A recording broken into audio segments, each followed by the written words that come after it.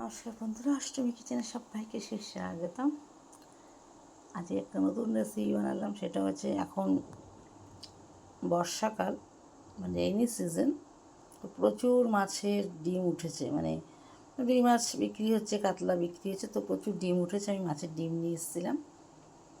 আমি 400 গ্রাম মতো এনেছি। তো আপনার যতটা প্রয়োজন ততটা আনবেন।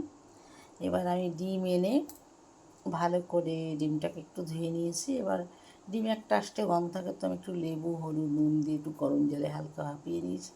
তারপর জলটা ঝেড়ে হাত দিয়ে ভালো করে, হাত দিয়েই করবেন, চামচ দিয়ে তো ভালো হয় না, একটু চটকে ম্যাশ করে যাকে বলা হয়। তারপরে একটু অনিয়ন, ধনে পাতা, লঙ্কা, আদা বাটা, রসুন বাটা, পেঁয়াজ বাটা, যা যা আপনি দেবেন সবই দিয়ে করতে হয়।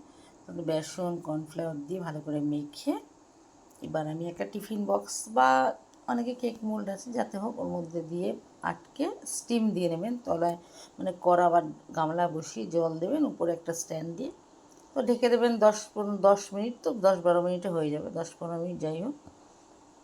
তো হয়ে গেছে, এই যে আমার মাছের ডিম টেরম হয়ে গেছে। এবার আমি একটু তেলে ফ্রাই করে নিয়েছি। যে যেমন, কেউ তেলে ফ্রাই করে, কেউ ডালডায় ফ্রাই করে, আমি সরষের তেলে ফ্রাই করেছি।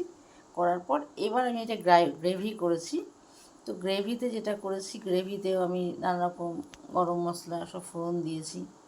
তারপরে জিরে, ধনে, একটু অনিয়ন, আদা, তারপরে হচ্ছে রসুন, যে যেমন মানে অতটা মশলা খাবেন।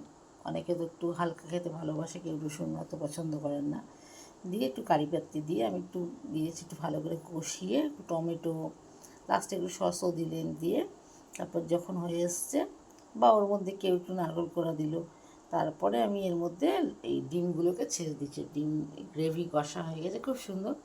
আমার হিরোদারাও খুব ভালো খেয়েছে, দারুণ একটা স্মেল বেরোচ্ছিলো। পরে লাস্টে একটু গরম মশলা দিয়ে দিলেন, তো খুব টেস্টি। এটা আমার একটু বেসন, আমি একটু বেসনও দিয়েছি, কেউ একটু চাল গুঁড়োও দেয়। তো আমার রেডি হয়ে গেছে। আমি জাস্ট ভিডিওটা করলাম যে খুব সুন্দর রান্নাটা।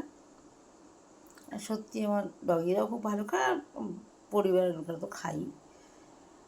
তো আজকে আমি ভাবলাম যে আমি এটা, কখনো আমার এটা আপলোড করা হয় না, তো আজকে করে ফেলি। তো খুব ভালো হয়েছে।